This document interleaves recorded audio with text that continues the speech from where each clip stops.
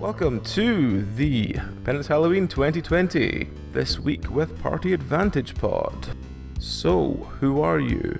What are you playing tonight? And where can people find you? Starting with Velka.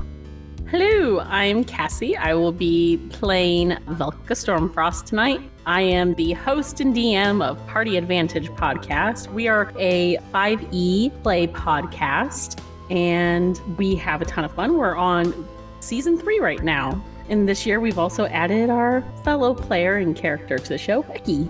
And we could be found on Facebook and Twitter at Party Advantage.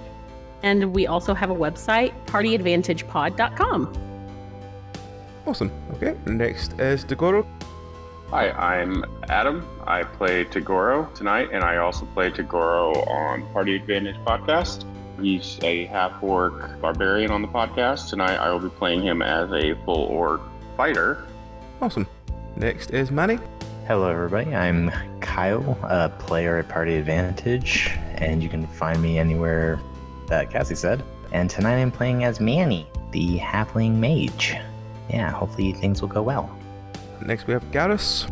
Hello everybody, my name is Ryan. Today I'm going to be playing Garrus, a Aasimar fighter, and I also play Garrus as a Aasimar paladin on our podcast.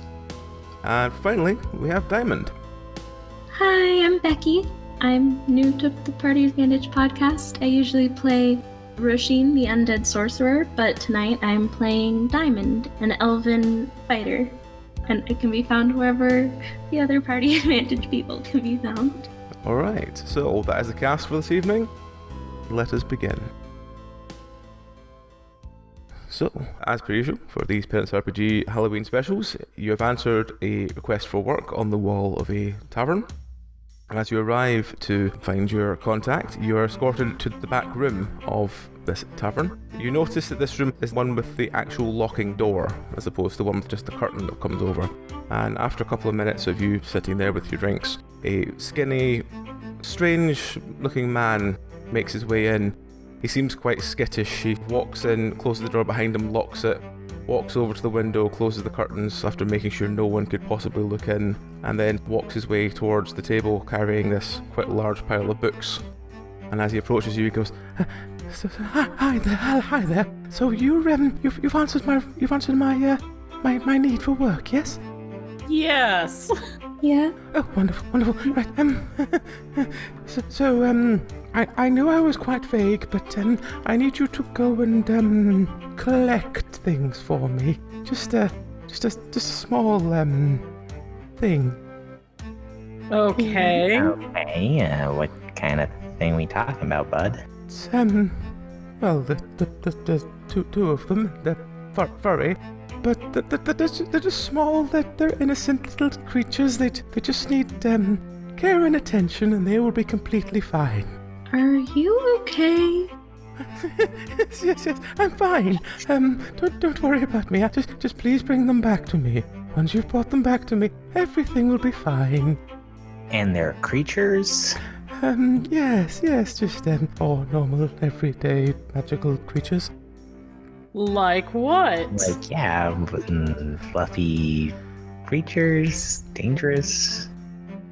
How much do you know about, He sort of looks around and leans in towards you and goes, Arcadians. Arcadians, you say? No. Like... Arathacadians. He fumbles through his pockets and pulls out a receipt, and it says, "This." Well, that's quite the name. That looks like gibberish. They're innocent. They're just magical. He sort of looks like he's in turmoil with himself as to how much information he wants to give you. Well, are they bigger than me or smaller than me? What a nice question. So what do you know about them? Probably absolutely nothing. Okay. Can I make a nature check? Sure. Okay. +2 to nature. We're gonna see how this goes. There we Natural go. 20. These do not Yeah. exist as a normal nature animal, but you have heard whispers of them. They are basically only really owned by mages. They are fiercely carnivoric. And literally they will devour a living person in seconds. If they're hungry. If they're not hungry, they might drag it for up to a mile, then maybe eat it. Okay, I have a question, sir. Yes. You said you purchased these. Are you a mage yourself? Oh, fine. I'm basically in charge of the treasury at the Guild of Accountants. About 2 weeks ago was our sort of yearly binge, as it were, to celebrate the financial year. And after one too many, I was approached by a gentleman. He offered to sell me 2 of the most beautiful creatures, and he said all I needed to do was give him this. And I didn't realize until I sobered up the next morning that he meant half the coffers of my guild. Goodness. Oh, Fortunately, I found him the next day, and despite my terrible hangover, I was able to convince him that I could, set someone upon him to get my money back if he wouldn't cooperate. He relented and said that he understood, and he did feel a little bit bad that he'd, pushed them upon me while I was drunk. And he said if I wait till they arrive here and then bring them to him, then at least he's not out of pocket and I'm not out of pocket, if you know what I mean. The only problem is that on the way to deliver them, the caravan carrying them sort of fell off a cliff. So these things are loose right now. Let's not jump to conclusions. That's in a small town in the edge of the mountains. It's not widespread. They still must be there. It's only been a week. They can't go far. There's not a food source for miles around. They must be there. These things, okay. These things are very carnivorous and eat. Oh, they're lovely creatures. They just need brushed every day, and they're lovely. No, okay. Short. Oh, goodness. How far is this town? It's about 12 hours and a ride in a cart. all right. And how many are there? Well, it's only a small breeding pair. Oh my goodness. How quickly many? do these things reproduce? Oh, I'm not a maid. I don't know these things. All I know is I need to get my money back. Otherwise, I'll be dead. And I don't want to be dead. So you people go and find them. Bring them back here. I give them to this man. He gives me my money back, and then it's his problem, not mine. Sounds like more than just you will be saved if we manage to find these things. Sounds pretty important. They're I mean, you do know the main feature about these creatures, right? You seem to know a lot about them, so I take it you know. Yes? Yeah, they'll eat anything. They're violent. They're territorial. Yeah, yes, that's not the bit I was referring to. Which bit were you referring to? Roll your intelligence. Let's see if you know this bit. Okay. Yep. Definitely tell you that bit. Wow. The thing you know that he's referring to that he doesn't want to mention in front of your compatriots is that they can polymorph Oh no. into a stationary object. If they move, they have to go back to their traditional form of being relatively dog-like and big fluffy ears, but when they stay still, they can polymorph into any stationary object. Oh goodness. Oh, so for example, like a bush or something like that. Oh no. I assume by your reaction there that you remember the small tidbit that Yeah. important right now. Yep. Good. You're an idiot. We're just gonna get that out of the way right there. I'm very aware of it. I'm sure you've learned your lesson. We need to go like yesterday, like a week ago, and take care of this because that town could be. Oh man, that town. You better hope no one's been injured or killed at that town. We got to bring 2 of them back alive, correct? Yes, a life would be preferable, yes. I mean, it would definitely mean I could get my money back off this gentleman, yes. So if they've reproduced and made more, those are all fair game to kill. Oh, yes, yes. Happily whet your sword, as it were. Yeah. Oh god. I wonder what they taste like. Oh god. You know, I think we can discuss that on the way. Do these creatures have any known weaknesses, such as like holy water to a vampire? I don't really know much about it. I was sort of hard-souled by a drunk. Vilka, would you know anything about that? Let's find out. Would that be it? Do a nature roll. Let's see. There's not much. You know that they will kill and they will basically eat that over the course of the next 12 to 24 hours. They might drag the meat away somewhere else if they have more than they can eat, but that's pretty much what they do with meat. So basically, they just like to hunt. They like to eat. They like to kill. I don't know exactly what they are weak to. I would hope swords would be a good start. Yeah. Most things are weak to swords. Actually, That is true. One thing I will tell you, because you did roll high enough, is they like fire. They love fire. So our little friend here can be in charge of setting up a bait. And Yeah? she looks to Manny. Okay. I could totally make a fire. When I say they like fire, I mean like fire rejuvenates them. They tend to like somewhere either very warm or very dry. Then I relay that. Well, we could potentially make a trap. Yeah? True. I have chain and rope. I don't know. Same. Yeah, I have rope, flint and tinder, and oil. And a fishing rod. You think a fishing rod would help? Do they like fish? They like anything that they could just devour. Again, carnivorous. They could take the form of anything stationary. This is... Then I was just gonna say we drop a sick bee. If they polymorph stationary, drop a sick bee. They won't want to stay stationary. Oh god. So, what is your idea, Tagoro? Pied Piper. I'll Have go get a pipes? flute and work on it right now. Oh god. Someone give me a flute. I don't have one. No, I think, you know, The we'll trip's keep there. that on Can the I back spend time burner. making a flute, whittling one? That's what I'm gonna do.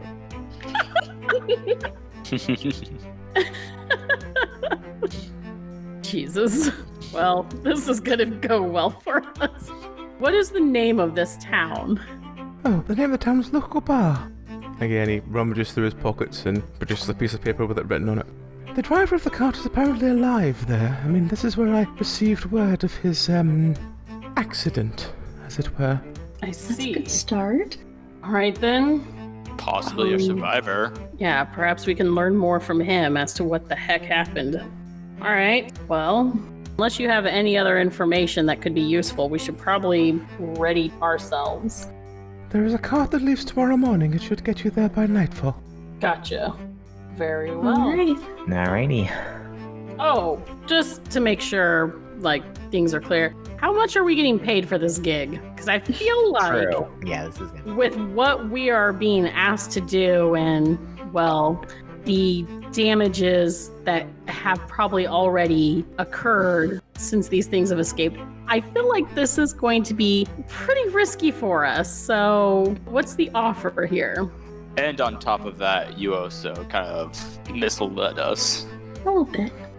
A little bit of lying happened at the beginning, but that's okay. You were right. It's all right. I didn't lie. I just was reserved in my information.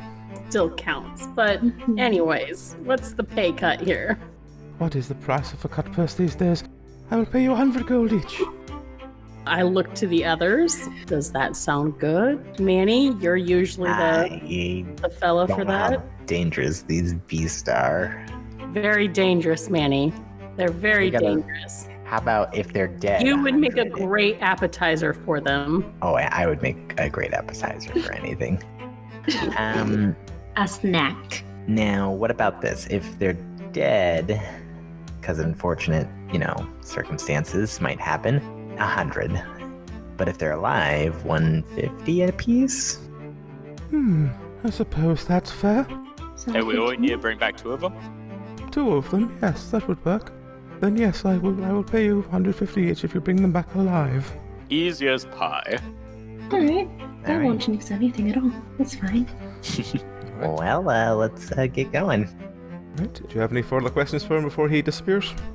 Be careful, get some rest, try not to drunk by any more terrifying creatures, okay? They're not terrifying. They're very cute and small and fluffy. What they do is Right. terrifying. They're used by mages to sort of remove people, I know that, but they're very cute, and he showed me a drawing of one. It was very adorable. Okay, but they eat people. Well, Diamond Out just was there, sitting there told. very concerned. so do a lot of things out there, I'm told. This Especially is the true. giant people that live off the coast. They're very vicious. Giant people? Sort of looks at you and then, no, nothing, don't worry about them. They're at the coast, nowhere near the mountains. Just, go to the mountains. Okay. My statement still stands. Terrifying.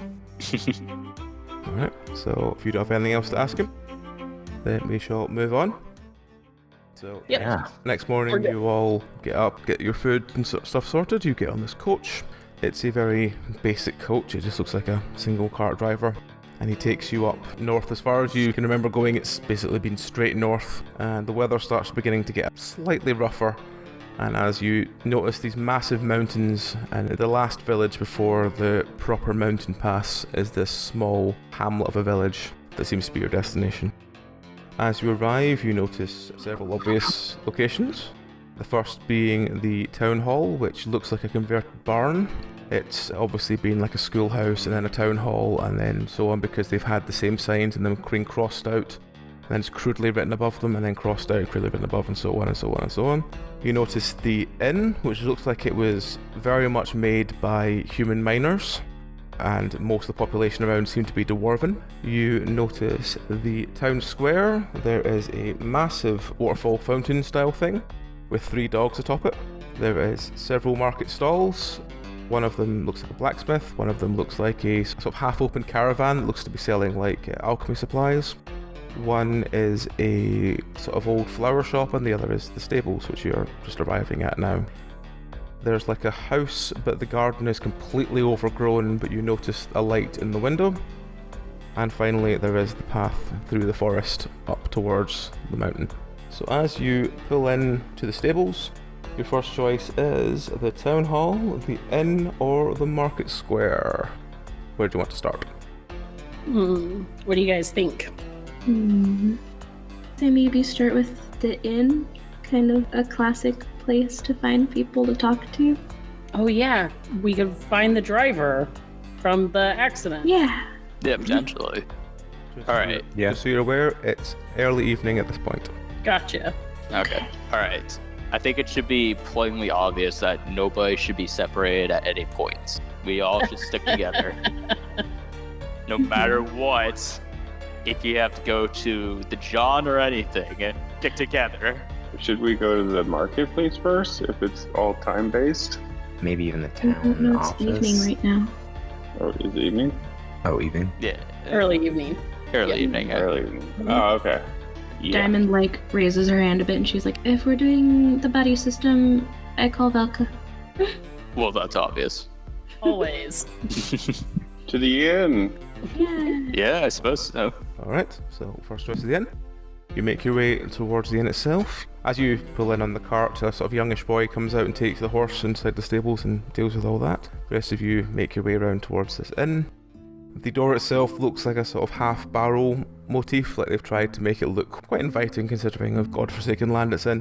And as you open the door, you see a dwarf standing on a couple of boxes, tending the bar, and you see what's obviously the only man you've seen so far in this village. Everyone else has been dwarves, standing by the fire, looks like he's tuning a lute. What do you do? I'll walk up to the bar guy, the dwarf, Alright.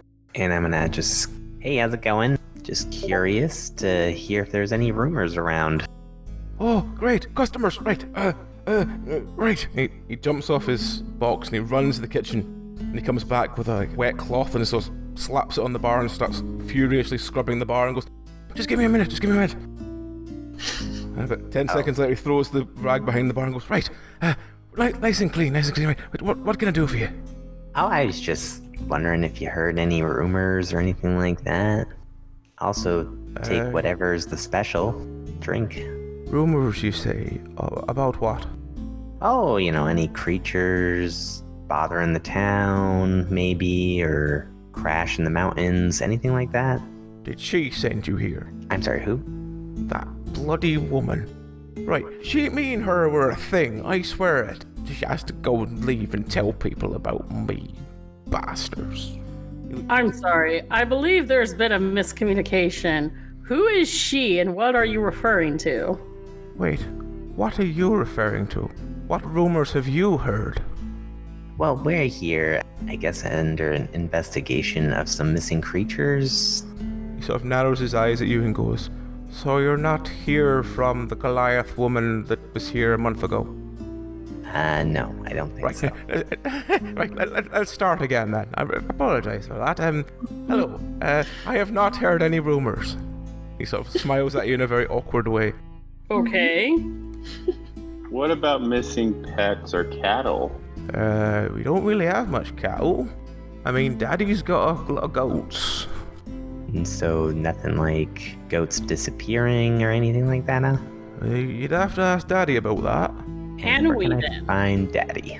Oh, this time of night he'll be out doing his field. He'll be in later on, though. He usually is. Okay, good to know. Okay. And I assume this would be your father, yes? What? What do you mean? You said daddy, right? Aye. Did I mishear?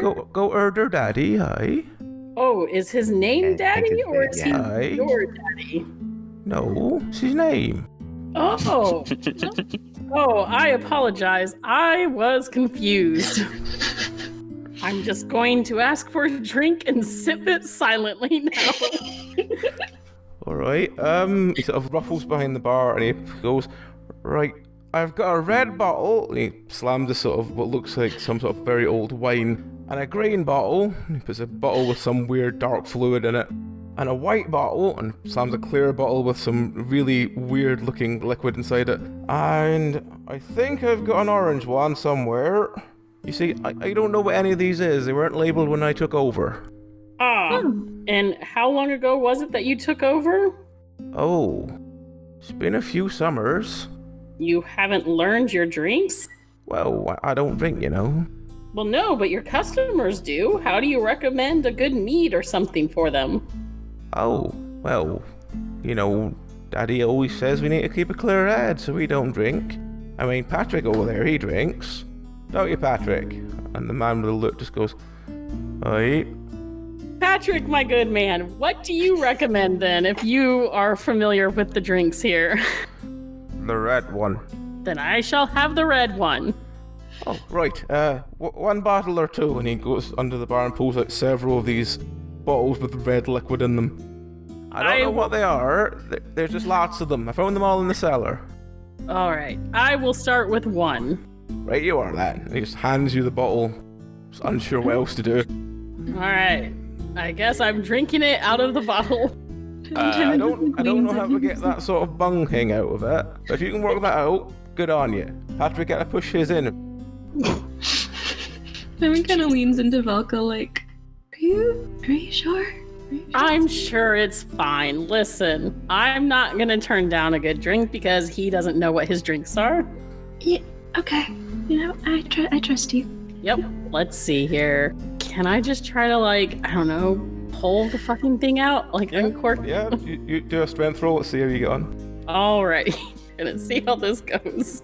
Manny will walk over to Patrick. I have a loot as well. And I'm going to try to, jam with him a little bit, see if I can get him to talk about anything going on in the town. Do you know I like your loot, man? Alright. At this point, Vilka just pulls the cork. It smells like very good, very old wine. It's obviously been kept for a long time. I take a huge swig and then offer it to Diamond. This is good stuff. You'll like it. Is it the best time to be intoxicated? I'm not getting drunk. I'm enjoying a drink. That's when it starts. At this point, Patrick turns to Manny and goes, so you play instrument too? Right. Oh, great. I get to play then. And at this point, you just hear a voice across the bar going, no! You're not allowed to play in my bar again. Oh. Oh. Or not, just do a little bit. No. You can't play in my bar again. Not after last time. Daddy? My fault. It was your fault. You wrote that song about her. Then she went to try and hang herself, and I had to bloody cut her down. Oh, God. Not my fault. Whoa, I just wrote a what? song about how pretty her eyes were and how nice she'd look under earth. You're not allowed to sing in my bar anymore. All right, okay. Is this the barkeep talking to Patrick? Yeah. Okay. Yeah, I'll just Diamond accepts the bottle from Volka and just awkwardly sips as this happens. She's like, all right, I'm just gonna, yeah, sure. The man just sort of looks sheepishly at Manny and goes, I'm sorry, I can't play my instrument in here. Oh, that's okay. They don't like my songs. I can't help it. I see the world as a morbid grey of world and steps, and everyone is just shells. And he seems to start looking with a very far away look in his eye. Do you see the barkeeper's getting more and more agitated? Like, don't you start. You're not doing anything. No sonnets, no poetry, nothing. Oh, okay. Well, yeah, you take care. Guys, I don't think this is the right place. Scared. Is Patrick a dwarf or is he human? He's human. Definitely human. Okay, and the barkeep is human as well. Barkeep's dwarven. Oh, he's dwarven too? Yep. A dwarf that doesn't drink. Can't trust that. Is there a way I can do a perception check? I want to look for a fire. There's a fire next to where Patrick is. It seems like he was sitting by the fire tuning his lute. Do you mind if I put out that fire? It's kind of getting toasty in here with this armor on. What? Yeah? Why do you want to put the fire out? Oh, it's getting a little toasty in here. I'm wearing heavy armor. You know how it is. It gets really hot in this stuff. Do you mind if I pound it out? Okay. And the barman just looks over and goes, why do you want to put the fire out? Because it's really hot in here. Is that? It's very hot in here. Alright, well, I guess if you're customers, then yeah, sure, go ahead. Okay. I just extinguish the fire with something. I guess water. So with the fire, everything gets a lot more dark now, all around. At this point, you hear Patrick go, oh, it's great mood lighting, isn't it? Brilliant. It's like a nice, grim rainfall. Does the barkeep react to me putting out the fire? Barkeep sort of is just still and sitting by the bar. There's a sort of small light coming from the kitchen behind him, so it looks like he's got at least one more fire in there. Bastard. Diamond looks to the barkeep and she's looking between him and Patrick is he okay? I'm not sure, Diamond. Which one are you talking about? Patrick. Well, you see, Patrick likes his poetry, but every one of his poetry is depressing. And we've tried it before. You know, Daddy tries. He said, write a song about the sun. You know, the wonderful light in the sky. And then Patrick over there writes how it makes people blind to look at it. He's cursed. Swear it, he's cursed. Sees everything through this grey filter. I mean, all poetry is pretty depressing if you ask me. Well, there's depressing, and there's, you know, wanting to kill yourself. I mean, he wrote a song about a girl in the village, and she nearly hung herself. We saw her that morning. She was happy as anything. Just been, you know, her birthday and all that. By 8 o'clock at night, she'd put a noose around her neck because Muggins over there sang a song at her. Does Patrick play anywhere else? Like the Google pit or anything? Oh, I don't know. He goes outside and he goes to sing at people. The only person who'll give him time of day is Daddy. I don't see why Daddy even convinces him he's a good bard. He should be getting a decent job, you know, like working in pits. Pits? You know, What? holes in the What are the ground, pits? dig up stone, that kind of stuff. Oh, you have mines nearby? Well, we used to. Don't have many anymore, but we used to have a lot more. It's where I got this bar from. Last barkeep was a lovely man. Only problem is he got crushed by a falling rock. Oh shit. Well, so the mine isn't actively in use now. Is it Oh, no. is it tapped out dry? Well, we don't really know, really. Daddy told us not to go back there till he's checked it out, and he's sort of, well, I think he's forgotten about it, to be honest. Is Daddy like the town leader here? Well, no, that's Aris, but he listens to Daddy a lot, because Aris is quite old now. He don't really get out much. What else does Daddy do for the town? He Well, sounds like an interesting man. Well, he's sort of the one people go to when they need to solve, you know, problems and that. See. He's the voice of reason, as Maud calls it. Okay. And you said he'll be here soon? Oh yeah, he usually comes by for a drink around night time. Alright. Oh, while we're here, Diamond kind of looks at the rest of the party. Should we get a room here for the night? I imagine we'll want to stay overnight so that we can continue our work in the morning. Oh, yes. We would like a room. Rooms. Oh, that's fine. No problem. We've got loads of rooms upstairs. Just wanted to make sure we got that settled. You notice already that the barman hasn't asked for money once. It's as if he's not used to it. Yeah, I was just about to ask. I don't know. So this establishment that you run, how long have you been running it? Oh, well, I've been here a couple of summers, and that's really been it, really. I've not really done much else. I mean, I was going to be, working in that mine, and then once it got closed down, I sort of took over here. Still don't really know what I'm doing, but, it's quite nice, occasionally you get some nice gentleman or lady come in, and they make small talk, and then we go upstairs, but, that's really about it. Have you had any new visitors recently? Me? No. No, not me, no. In the village we've had one, I suppose, which was really strange. It was this fella came in, Daddy found him out in the cliffs. Mm-hmm. He sort of fell off a cliff or something, I don't really know. Maud's looking at him. Oh, we're actually looking for this fellow. Is he still here in town? Oh, he's at Maud's outside. Outside, Perfect. the one with the overgrown garden. Okay. Ah, good to know. Is he doing well? Is he all right? Do you know? I don't talk to Maud. Well, not unless I have to. Not after last incident. What was the last incident? Don't talk about it. All right. Fair? Perhaps Maud will answer our question. She's a bit of a know-it-all, but she's useful to know, let's put it that way. Got it. Well, at least we know the fellow we're looking for is alive and doing well. It's a good start at least. Yeah, so we can go and explore that first thing in the morning. Yeah. By the way, sir, how much will the rooms be? What? How much will the rooms be? How much should we pay you? He just looks at you really blankly. He doesn't understand what you mean. Gold, Well- man, how much does a room cost? Or is our stay here free? What? He just looks completely bewildered at you. Right? Hang on. Are you saying you give me money for staying here? Yes, Well, that's yeah, that's how you keep usually an how it establishment works. running. How long have you been working here? 2 summers? Well, A few summers? it might be closer to 10, but we've never had anyone come in here and pay me money to stay here. Well, that I hardly do. seems fair. Maybe that's how he had money all the time. That's usually how innkeepers run their establishments. I did wonder that. Huh. It's very kind for you to provide food and shelter and such for free, but you have to take care of yourself as well. Sure. Just looks at you really just completely befuddled, just like, 1 gold, I guess? All right, if that's what you're comfortable with.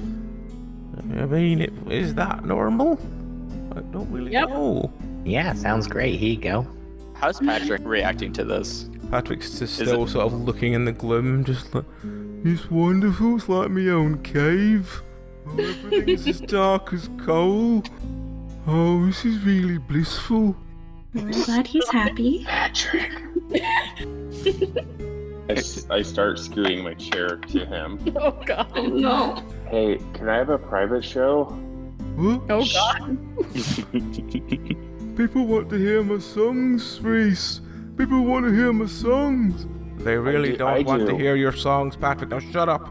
Let's listen to a song. Why not? It might bring up the mood. I'm not having him sing in my bar. Not again. I'm not Why not? taking the light of having to cut one of you down when you hang yourself because of this bastard over here singing about depression. Yeah, I'm just- write a new one about this cave. About how blissfully the melancholy of the mold is. It's wonderful. Oh my god, it's beautiful. He sounds happy. That'll be a first. Do you want to listen to his new song? Oh, I I forgot really your don't name. want What to was hear your any name? of his songs, no. What was your name again? I'm Reese. Reese. Mr. Reese, it's a pleasure to meet you. Hi. Well, He Patrick, takes the gold off you and he doesn't know what to do with it. He's just sort of holding it in his hand, just like, where do I put this? In your pocket. I don't want to listen to Patrick's music. I want sex. Yeah, that's what we're gonna go do. We're gonna go have sex. Right, Oh, Patrick? my God. Oh, right? Yeah, you're speaking more my language now. And he bites his top lip with his bottom teeth in a really kind of awkward look. He just sort of like, sorry, look. He does this really weird expression with his face. It's kind of gurning in a way, yes, and just leaning in and he goes, is that what you're after? Well, Is that Patrick asking me that? No, it's Reese. I have since put that life behind me, personally. Do I take one for the team to go row? oh my god. What do you mean? Is that what I'm looking for? Is he offering? Yep, I'm sure if you want him, he'd take you up on it. Sure, bud, let's go. Oh god. I look to Valak and I'm like, talk to the bard while I distract him. So you go upstairs with this very excitable small dwarf. While they're heading upstairs, I whisper to Manny, alright, keep an eye on Patrick. Tell the girls to look behind the bar. I'm gonna go up and listen on to Goro. Naughty. Oh, Alright. Oh my. wait, okay, I'm Be sorry. gentle. Is Tagoro taking Reese to bed? Yeah. Oh, Yep. oh, okay. Yep. okay. Okay. Turns out to be one of the monsters that eats me. I won't be pissed. That's why I'm going up with you. I'm gonna Garrus go comes with back down, Patrick. like, shaking, like, I hate it, I hate it, I hate it, I hate it. I also whisper to Diamond, bring Valka behind the bar and just search the place. And maybe extinguish the fire. I think you guys are extremely underestimating how long I'm going to be able to keep this man happy. I should say overestimating how long I'm going to be able to keep this man happy. Yes. Alright, Tagora goes has a good time. Oh no. Does he have a good time? Does he have a good I'll have a roll on that in a minute. Oh my. Roll for pleasurement. Roll for pleasurement, yeah, why the fuck not? Right. What is the modifier for that? Are we going more for Dex or Plus whatever's on your Con? mind, really, I guess. Oh my Thank you for having us. And this was the Right, last time we appeared. He's enjoying himself well enough. Oh god. Hell yeah. Okay. So, while he's away, what do you want to do? Manny's gonna try to do a guitar battle with Patrick, I guess. I don't know. Let's see what happens with that. Patrick seems to play the same chord over and over and over again. Is it a minor chord? He looks very confused at you changing notes, and he's like, how'd you do that? Come on, Patrick, feel the groove. Let me hear what you got, man. He plays the same note over and over and over again, and he looks at you going like, no, this is how you play the lute, look. Ding. Every note sounds exactly the same, there's no change, nothing. Every note's exactly the same that he plays. I just whisper under my breath to Diamond, just like, no wonder Lady tried to hang herself. Fuck. God. I mean, he has confidence. That's, You're that's right. something. You're right. He's living his best That life. one note sounds very nice. Yep. I'm just listening to Second Goro reason. having fun. I'm waiting for like screaming or non-pleasure screaming or like a safe word Or like something. really crying. It's basically at this point you do kind of like ejaculate in accent, quote air quotes, of what actually happens is a stage direction. Yeah. God. Bombs away. I like the slight I see. Oh boy. Guys, I think we are going off course. Solid. Just a little bit, but it's fine. I just want to say that Tagora gets paid extra for this. That wasn't part of the original agreement, but okay. Don't call it alright. danger pay for nothing. Okay, well, all that's going on. Velka's going to take a peek behind the bar. Alright, behind the bar you find several shelves of various bottles, most of the ones he offered you before. Right? All of Is them are it- labelled at all. Ah, gotcha. Nothing has a label. Okay, so does anything else look like out of place? Like, there's no cash register or anything, is there? Nope. No cash, there's no money, there's no anything that would even remotely suggest that he takes any money or pays anything for anything. It just seems to just happen. So how does he sustain a business for like 10 freaking years? I'm gonna peek into the kitchen. Is there anybody in there, or is it empty? As you peek into the kitchen, you smell that something has been cooked and is left sort of bubbling in the cauldron above a reasonable sized fire. Apart from that, everything else just seems to be normal, really. Nothing out of the ordinary. I'm gonna go check the food, make sure it's not burning, move it from the fire if I need to.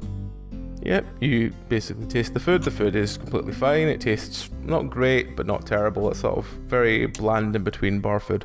Edible. Forgot to add seasoning. Well, Diamond, it's not as good as your cooking, dear. Aw. Yeah, his biscuits don't seem to be nearly as dark.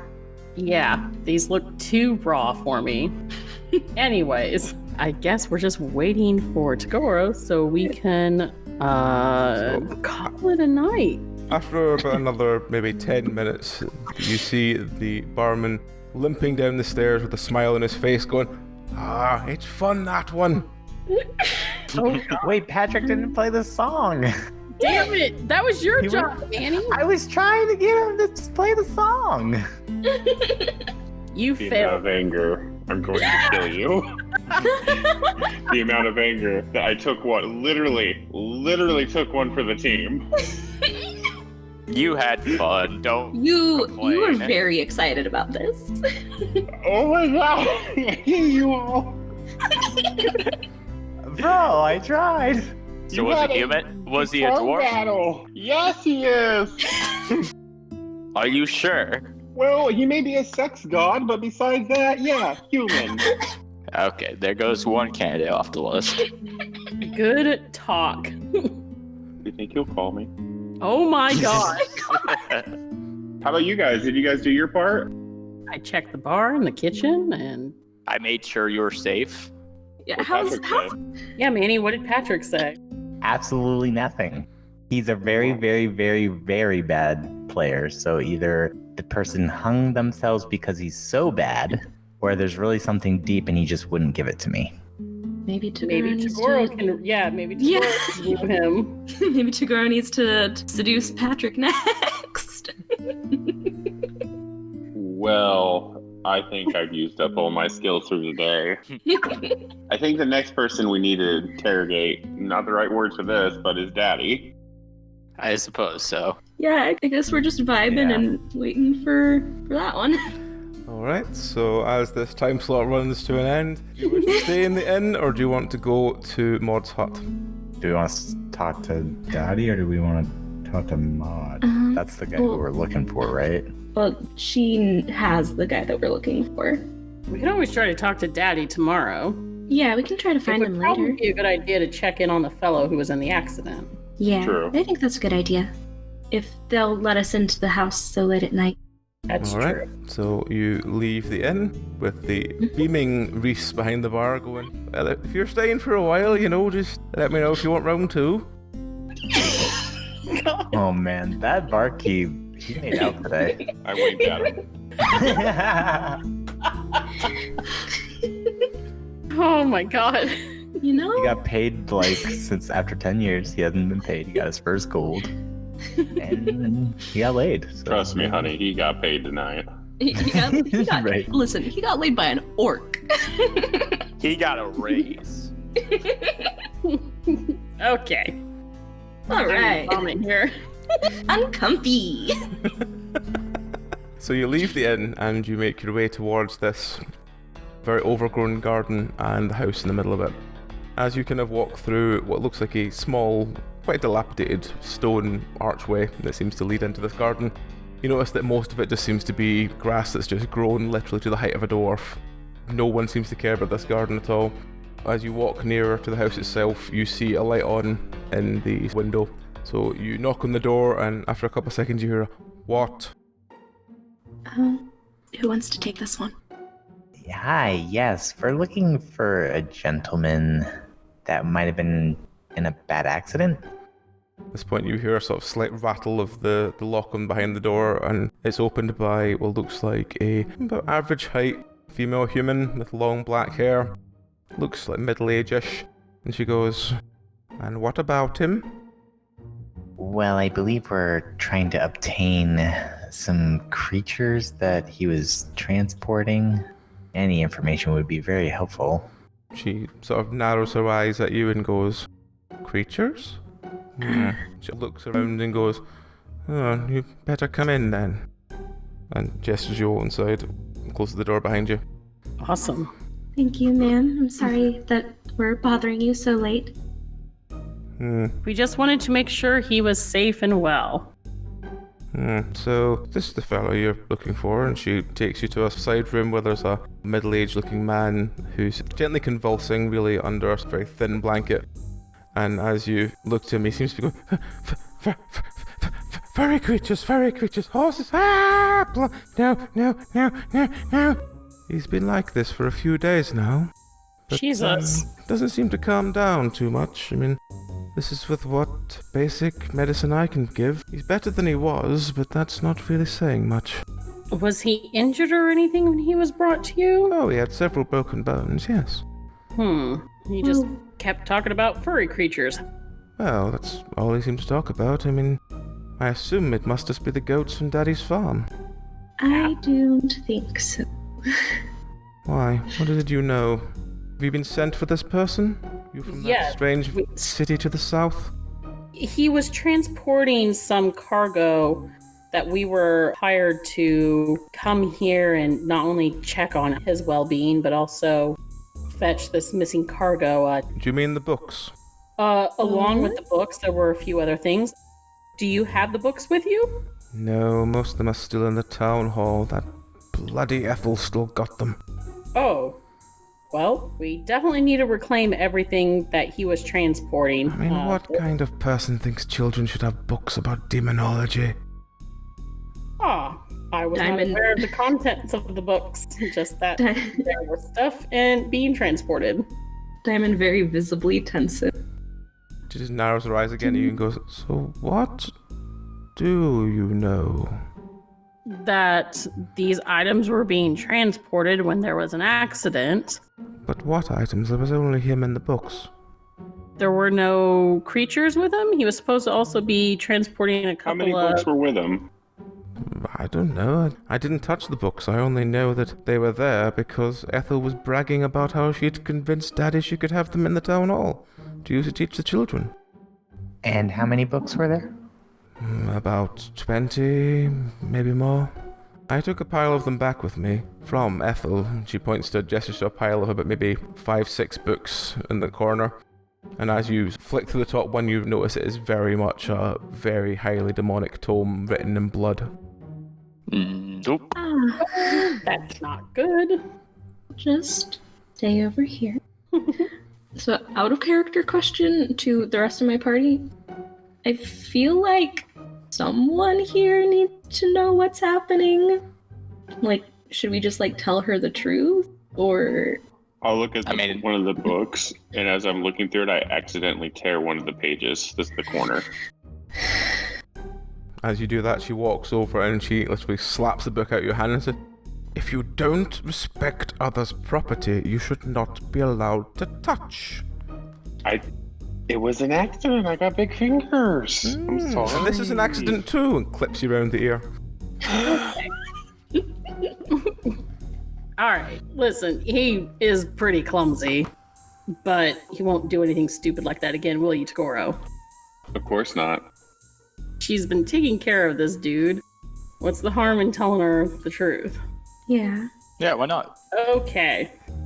So your books might be possessed, or they might be demons. What do you mean they Well, might be that's- demons? Well, There's no demons here. I'd know if there were demons here. How would you know? my I'm a friend here, witch. she told us that these creatures can use magical means of looking like they aren't what they appear to be, if that makes sense. They can change magically. They can probably morph into just stationary or just mundane items and things. Her eyes grow a little bit wide and she hurriedly goes over to one of the books on the wall behind her, frantically spinning through pages, and then she stops and she turns the book to you and shows you a picture of what looks like a small, furry creature with massive ears. And beneath the picture is the name Arathidane. Do you Yep. mean these? Yep. That is exactly Yeah. what we're That's the looking one. for. 2 of them. That accident was because, well, we're not sure what caused the accident itself. It could be because of these creatures, but they're loose and we're trying to find them and stop them. Her eyes continue to grow even wider. She shuts the book, puts it back on the shelf, and comes over to the right. So they were on the cart. Supposedly, yes. That is what we have been told. Right, okay. And there were 2 of them. Yes. Yeah. Yeah. So most likely they either went out into the forest or they turned into the books and they're either wherever the books are. Something important to note that the person who sent us also added is that they are a breeding pair.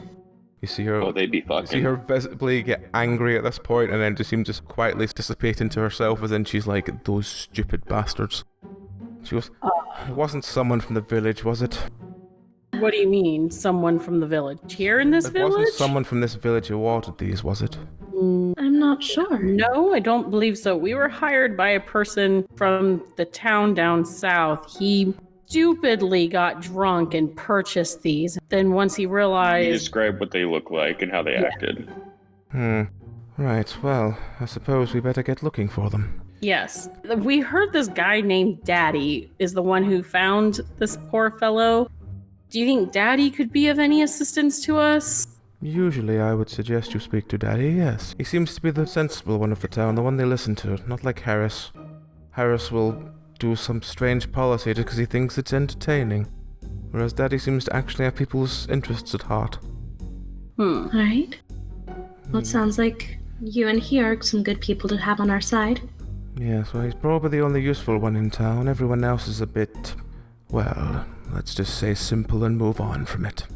Yeah, we've already met Reese and Oh god, he didn't sleep in any of you, did he? Looks to Tagoro. looks to Tagoro. She walks over to another wall and takes out a small vial and hands it to Dagoro. Says, Oh god damn "You'll need it! this. Oh god damn it! Oh my. If it's not burning now, it'll be burning by morning. Thank you. After that Goliath girl, I'm surprised he's allowed to sleep with anything. Oh, hey, Wow. nothing wrong with Goliath. I look visibly offended. Yes, well, have you ever seen a Goliath with, how do I put this? The downstairs pox, as it were. Gross. Oh. No. Anyone with rock skin, and it's not something that buffs out, shall we say. Blech. Well, Tagoro, I hope you learned your lesson. And Diamond just like, well, Velka, I'm very glad that you take good care of yourself. I'm glad I take care of myself too. What about Patrick? We met that lad. Is it true that his music or poetry sent a girl to hang herself? Yes. I don't know what effect he has. Reese keeps baying on about how he thinks Patrick's cursed, and I used to think nothing of it, but the more I see Patrick's effect on people, the more I genuinely wonder if he is. He just seems to put things in the way that make people feel depressed. I don't know how he does it. I mean, as far as I remember, the girl in question literally was celebrating her 30th, 35th birthday, something like that. Quite young for a dwarf, but still very vibrant and happy, and then Patrick wrote her a birthday song, and he just seemed to sing it at her, and all the light seemed to go out in her eyes. It was very, very weird. Are curses and demons and such particularly common around here? Not since I arrived, no. Since you arrived? Well, I deal with a lot of that sort of stuff. Are you like a wise woman by chance or anything? You can say witch, I won't turn you into a frog. Oh. And I walk out. Oh, Tagoro, don't be rude. Tagoro, be polite. Buddy system, buddy system. I'm just outside the door. Oh, don't mind him. He's kind of a scaredy cat. Well, after what he's been up to, I'm surprised he's got any sense. You're not It's wrong. questionable. It's questionable sometimes. Well, I'm glad that the town has you to protect them. Exactly. Well, this town needs I don't want to say strong hand, but it does need a sense of brain sometimes. I mean, Daddy is great and all, but if everyone else thinks it's a great idea, he will let everyone else do it, whatever it is, and, well, I suppose that's what happened to poor Jack. Well, who's Jack? Have you seen a boy walking around with a constant sort of absent grin on his face? Think we have yet? We've only just recently arrived. Well, if you do see it, that's Jack. He's, well, for want of putting it bluntly, he's got substantial brain damage. Oh goodness. Is he like You see, by a horse this or something? town wants to celebrate a festival. It's the festival of something or other. It's something to do with chasing rats out of town. Basically, there used to be a lot of rats in the mines, and they chased them out using dogs, and that's why there's dogs in the fountain and so. But they thought they'd commemorate this by dressing Jack up as a rat and then getting the children to beat him with sticks. Jesus. Oh, The problem is that they didn't limit it to children, and they didn't give him a helmet.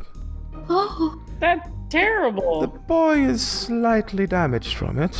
They convinced him to continue his role, as it were, every year since then, but at least he's got a helmet, and at least it's only children that can hit him with large, thick wooden clubs. That Don't still get me doesn't started in this sound- village. That's Yeah, I don't blame crazy. you. That's stupid. I did notice the fountain as we came in. It Yes, might the two seem- dogs on it represent the two dogs apparently the leader That's of the what I was village going has. to ask. There were There three were three dogs when we entered. How many dogs are usually on the fountain? There's only two. And Anthony, Antonio, something like that. And I think the other one was Caesar, Kaiser, Callum, something or other. I don't really know. I just know there's two dogs. They wouldn't stop telling me about how proud they were of them every time I talked to anyone in the market. That means that we probably saw one of our creatures on our way in. Yep. Absolutely. Shit. So you saw them in the town square?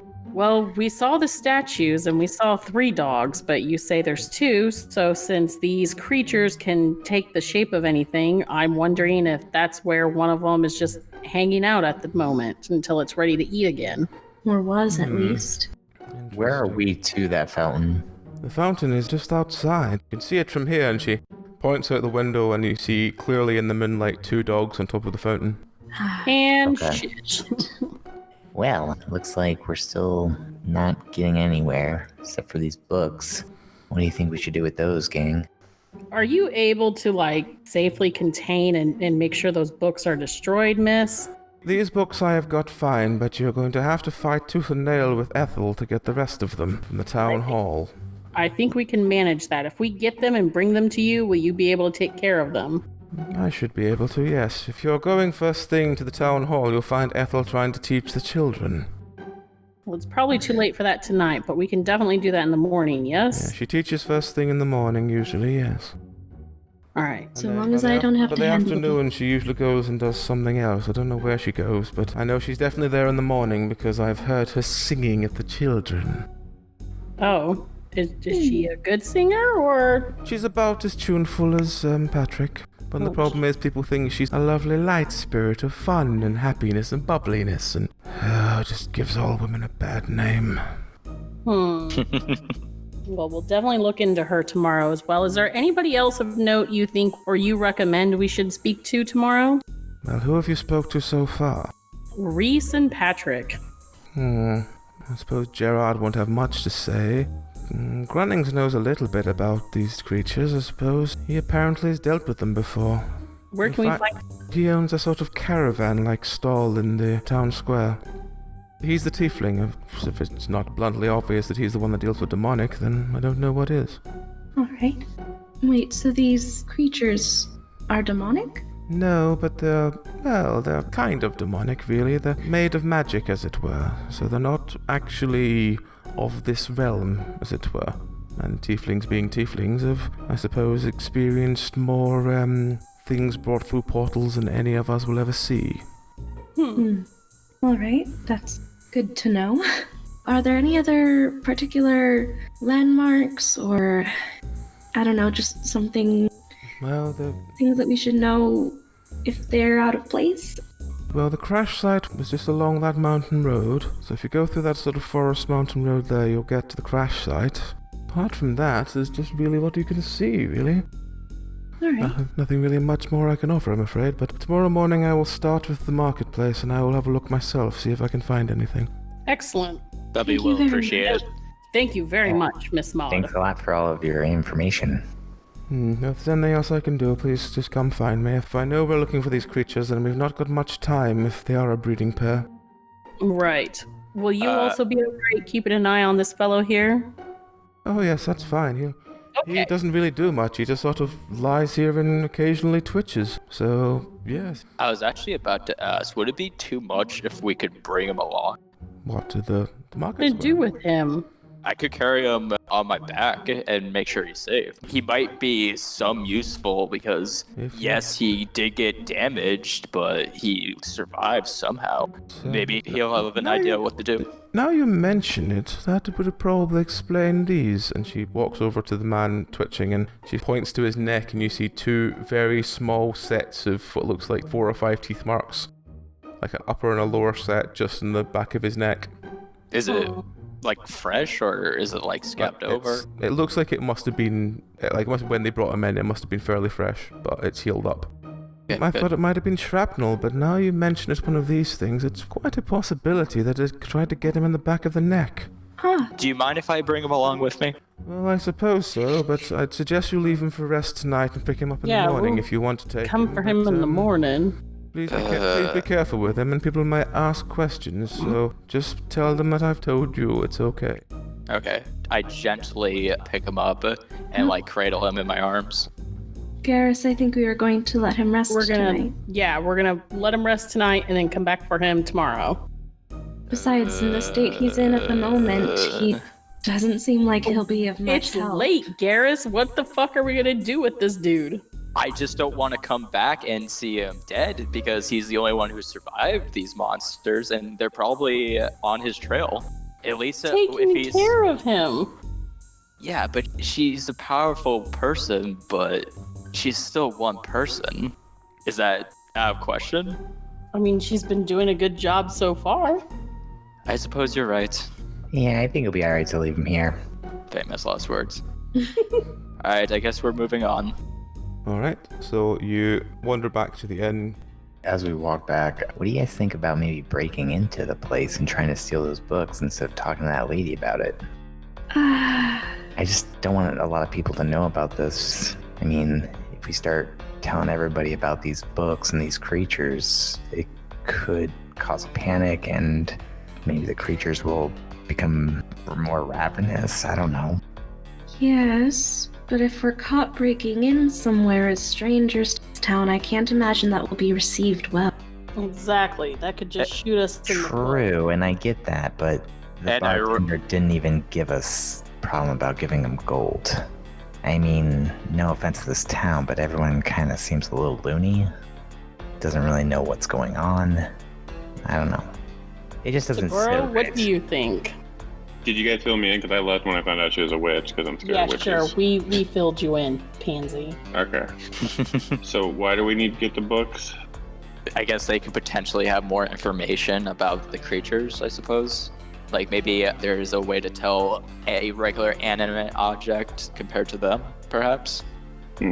Either that or maybe the books are the creatures and Yeah. these things have breaded and that's what they're like disguised as a bunch of books in people's houses. But we already saw one of them as one of the dogs, so wouldn't that say that they're already out and about? Those books are still worth investigating, whether or not they're posing I'm as just the saying, creatures okay. or not. They're books of demonic. I got Whatever. chlamydia today, okay? I mean, I don't think you can blame that on anyone but yourself. Oh, I hate you. How do you suppose we get these books? Send Tagoro in, since clearly he's our go-to. Why don't we talk to Daddy? He seems to have pull around here. That's true. Maybe he can help us convince her.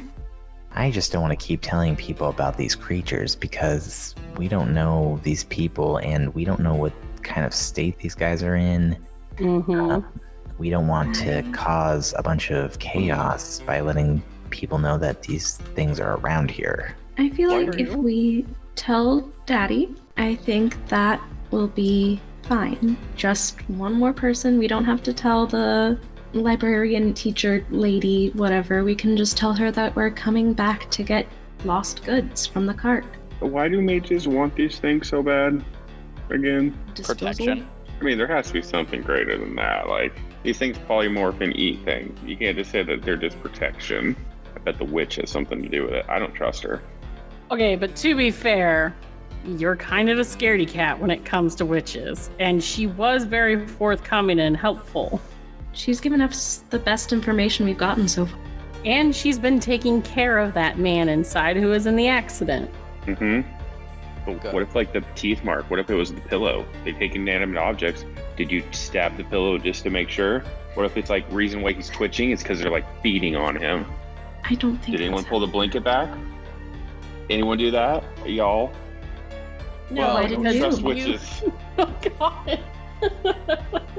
To be fair, I tried getting him, but everybody was like, wait until morning. Okay, so we find books or investigate books and talk to Daddy. That's our plan, right? So far. So far. Yeah, so far, and we know that these things are in the town. We should Or also, one of them next is. time we're passing through the market area, we need to check that statue to see if there's 3 dogs or 2 dogs. Right now, there's only 2 dogs. But earlier when we came in, there were 3. Well, So, we gotta also be cautious of just landmarks in general. We can't just rely on that one statue. right, but if it returns to its spot, Yeah, for sure. But is there any other landmarks that we should be aware of? Not that the witch told us. Well, again, it Use that likes word. fire, so we gotta keep that in mind as well. So it must like warm places. I was actually gonna mention at some point, as we're walking, Diamond's kind of trying to take note of whatever's in the street and about and such, and kind of try her best to remember generally what's there and what's not. Yep, sure. It's very simple, boring streets. There's not really much there. The only thing that stands out as obvious is this quite large fountain. Okay. Is there anything in the fountain? Like coins? You look into the fountain itself, there's a couple of like coins and scraps and stuff like that. Not much. Mm-mm. Nothing that you'd immediately look in and go, that's something that shouldn't be there. Okay. Could I pick up a few of the coins real quick? Just to make sure. Yep, you jump into the fountain, you sort of dunk yourself under, grab a handful of coins, come up, look at them. They're just various copper and silver coins from various places. Again, just nothing out of the ordinary. Garrus, Okay. what the fuck? No. I should be paranoid. I'll put them back. Well, it was just an idea. I mean, if you didn't want to go try to get these books without letting people know, that could be an option. I mean, how good are we all at sneaking? Let's be honest. Mr. Heavy Armor is not good at sneaking, I'll tell you that right now. True. We're not the sneakiest bunch. nope. Well, I guess to the inn to talk to Dottie, I guess. Or at least rest for the night, I suppose. You return to the inn. You all get your rooms. Apart from making some sort of doughy eyes at Tagoro, Beast doesn't seem to take any money for you for any of the rooms. Oh, God. Well, I guess that's a perk. Thank you, Tagoro. Free rooms. No. Hey, Tagoro, what room did you two go into? That's the room I don't want to be in. Oh, wow, classy. I mean, Is Daddy there when we show back up? Or When you is show he... back up, there's no one else. There's no one there at this time. Gotcha. Alrighty. So you head in, you get some rooms, you get some sleep, and the next morning you wake up. Your choices for the first one of the morning is the town hall, the town square, or the forest. What do you guys think? Yeah, wanna go try to talk to that tiefling? I think the force would be just a death wish, honestly. They could literally be know. anywhere. I don't know if Mom- anything in the forest would help us since they're here. I mean, maybe there might be like something in that crash area, but I doubt it. And I really don't want to split up. Yeah, Maud suggested that we check the town hall first thing in the morning for those books. But we do want to talk to Daddy before we try to get them. Do any of us know where Daddy would be? As you're discussing breakfast, you mention that you're trying to look for Daddy, and Reese, after making sort of winking faces at Tagoro, goes, "Oh, Daddy's always out in the field with his goats. All right, Out through the forest path, just along that way, and just before, just basically directs you through the forest path and up. Near the crash site seems to be a field where the goats are kept." Well, Do you guys want to go there then? So go speak to Daddy first. yeah, sure. Yeah, sure. Yep. Give it a shot. Okay. All right. So you make your way through the town square, through the forest path. It seems a very nice. As we're passing through the town square, how many dogs are on the set? 2. I'm gonna ask this. Okay. No, this is what it's designed to do. It's designed to generate paranoia. Don't worry about that. Oh, cool. Watch the extra dog. The extra dog was just a regular stray dog just chilling up there. Why the fuck would a dog be up on a statue? I don't know, this town seems a little weird. Fair enough. On the way, Tagor's gonna keep an eye out for anything that has double. Even though it may make sense, he's looking for anything that would have two doubles. Like 2 barrels. Yeah, 2 barrels next to each other, or a lamppost with 2 flags instead of 1, or a post that has 2 lanterns hanging from it instead of 1, something like that. He's paranoid, he's looking for pairs. You see 1 or 2 on the way there, a couple of barrels next to each other and a couple of direction signs. They look like they're similar, but the writing on one is very garbled compared to the other one. As I go through, can I just take a dagger and just poke it Sure. So you poke the barrel, you poke a hole in it, and some sort of clear liquid starts leaking out of it. You sort of subtly move on before anyone notices it was you. You sort of poke the sign again. The sign that has sort of garbled writing seems very old and splinters easily when you stab it. What about the newer one? I poked that son of a bitch too. Yeah, you poke the newer one, it just seems a bit more sturdy and maintains your sort of stabbing motion, so you've left huge holes in the side of this sign. Alright, everything checks out. Good job, Tagoro. Vandalism. What are you gonna do when you have 2 statues? I don't know. Exactly. I'm on antibiotics. I feel good today. He's a new man. Oh, God. So eventually you come through a very pleasant, very secluded path, and you come out the other end, and in the distance you see quite a large pile of, looks like very broken wood that looks like it's been pulled off, and people are trying to stack it where it was rather than it being splintered everywhere. Around this you see a massive field effectively with lots of goats running around, and at the edge of the fence closest to you there's a dwarf with sort of white peppered hair, and you see a youngish looking dwarf with a very contented smile on his face almost permanently. There's Jack. Aww. Diamond will give a friendly wave to the people across the field as I guess our group approaches. Is our group approaching? Right. Is that what we're doing? Yeah. As you approach, the dwarf with the sort of pepper hair takes a pipe out of his mouth and goes, "Hi, you in the village? Can I help you?" Yes. Are you Daddy? Aye. I'm Velka, and these are my companions. This is Jack. And this simple-looking dwarf goes, "Hi." Oh God, that poor guy. Hello, Jack. Don't worry about it, Jack. You go play with the goats, and I'll talk to you later. And the dwarf goes, "Alright." He runs off and he starts literally chasing some goats, and there's a sort of sheepdog effectively playing with him as well. Oh. He's a great lad, Jack. Anyway, how can I help you?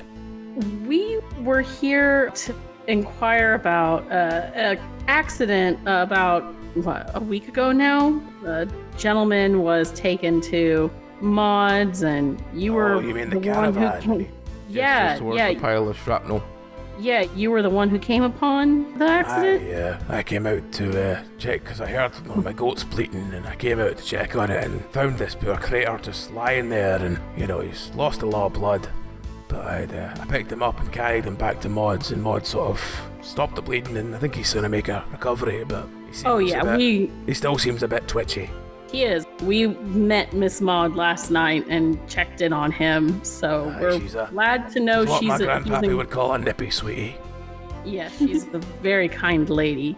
Is there anything of note? Did it look like anyone had been attacked? Was there... Well, we're he had trying just to figure plummeted out... like 20 meters. I mean, he fell from up there. Oh, yeah. Gestures, and there's a massive like road at the top. You see there's like a bit of a fence hanging down off the edge, and it looks about a good 20-meter drop to where he landed. Surprised he survived that, to be honest. I mean, both his horses were killed. Did anyone happen to go up there and look around up on the road before he, investigate, Jack went up there and had a wee look. He said he couldn't find anything, though. All we found was, the horses were pretty much killed in impact. Crumpled they were. Never seen a horse that twisted. Poor things. I think Jack must have come down and cleared the bodies away. I've not seen them for a few days, but it's fine. He just takes the initiative sometimes, does Jack? I see. Was there anything about the accident that was weird or something that might have been out of place? Well, something with it crashed and something's probably still intact? Well, aside from a, seasoned cart driver plummeting 20 metres off a cliff, everything seemed fine as far as we could tell. I mean, the only thing it seemed to be carrying was books. Right, yeah, these books.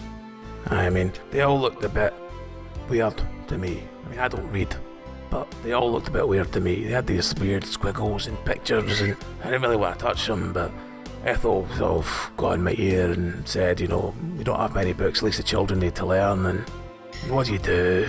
She's like a daughter to me. If I may, sir, those books, I would not suggest using them to teach anyone. Why is that?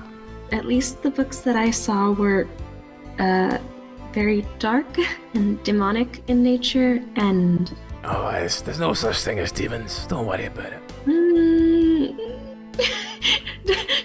I bet Grunnings has been telling you that he came from some big demonic family. It's a load of lies. He came from a tourist village next one on. One of the reason he comes here is I met him there and told him to come here. He's not a seasoned traveller at all. He's a rich kid. We are, and we can verify that demons are a thing and not something to take lightly, especially with books containing dark information. Surely they can't just get it from books, though. Sure, they've got to do something else, waggle some mushrooms in the air or something like that. But the books usually give instructions, and if those instructions are passed along to young, impressionable people or not used appropriately, then it could cause your village quite a bit of problems. Ethel wouldn't let them do that. You let them read it, but wouldn't let them take anything from it. Well, I'll let somebody else try. Your farm, everything's going well with it, though? With the goats? Same as normal, really. I mean, I'm missing about maybe one or two more, but sometimes the goats go wandering, if you know what I mean. Then they come back with, in season. Oh, so you're actually missing a few goats now? One or two, but nothing out of the ordinary this time of year. Okay, interesting. And nothing, like I said, nothing out of the ordinary with that crash site. No, items that seem to be not damaged at all, even though the cart fell quite a... Well, all it really was this, the bookcases, really, and there's a couple of bars, I suppose, but when we looked over it looked like they were just to reinforce the windows, so didn't think anything of it. And all the books were given to Ethel, you said? Well, I didn't so much give them to her. She sort of took them herself when she got convinced Gerard to come get them. And was she in a hurry to grab these books, or did she seem to Ethel doesn't do things by half measure. Once she gets a thing in her head, she has to get it done. I see. Well, part of our reason for also being here is to gather what was lost in the accident. Do you think you'd be able to help us convince Ethel to return those to the person who's hired us? If they're owned by someone else, then they've got a right over them, property is property and all that. Okay, well, we're trying to, my worry was just making sure we're able to reclaim what we were sent to reclaim. Aye, that's fine. I mean, if you've been sent to come collect them books, then you just take them books, that's fine. Just say to Ethel that, the real owners come forward. She'll understand. And if she doesn't, just tell her that, Daddy says. Excellent. Thank you. That's very helpful. Yes, very. And so take care, and I hope you guys find the goats. Oh, I'll set Jack out to look for him. rats? He likes a bit of exercise. Just be careful. I always am, What here, if- don't worry. What about rats? Well, you mean the festival that's coming up? I know it seems a bit barbaric to you outsiders, but it's one of the few things we have that unites the people in this town. And it's to get rid of the rats out of the mines? Well, it was about chasing the rats out of the city that came from the mines. Well, rats out of the town that came from the mines. But aye, So, do you have a rat problem?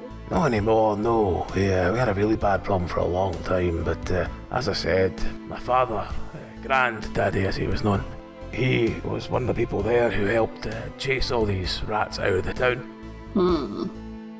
Well, Hmm. I think we should talk to Ethel.